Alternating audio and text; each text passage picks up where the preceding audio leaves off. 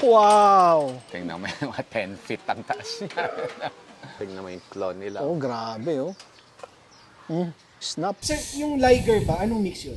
Male lion and female tiger. That's why it's liger. Pero kung it's the other way around, kung ang lalaki ay tiger, babae ang lion, ang tawag doon tigon.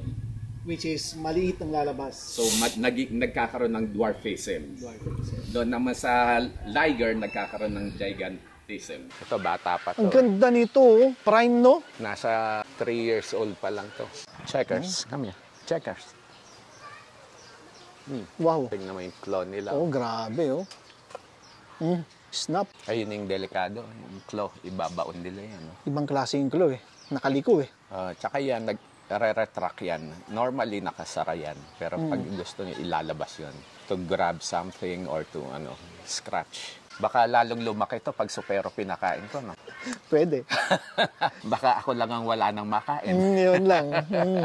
Buti hindi sila, no? Climbers. Maakyat? Hindi. Oo. Sa sobrang bigat nila, hindi nila kaya sarili nila. Kanya nakikita mo yung fence namin, just in case lang, naglagay kami ng paliko. Oo, oo. Pero pag leopard or puma, kayang-kaya yan. So ito ang tinatawag natin strawberry tigers. Ito very rare to. 32 in the world lang to. Ayan. Wow! Ayan ang alaga ko. Ang laki. Yan ang predator. Ayan, gusto ko. Halika, dito ka.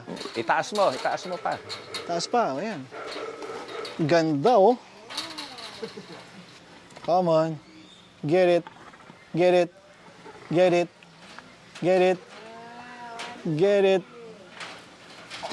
Oh, shoot. O, tingnan mo yung mga 10 feet ang taas niya. Amazing. Ayan ang tinatawag na giant, di ba? Ilan na may liger sa buong Pilipinas muna? Ako lang. Sa buong Pilipinas? Oh, yung iba, ako lang ang nakapag-breed ng liger dito. Pero sa Subic yata, meron silang na-import pero maliliit.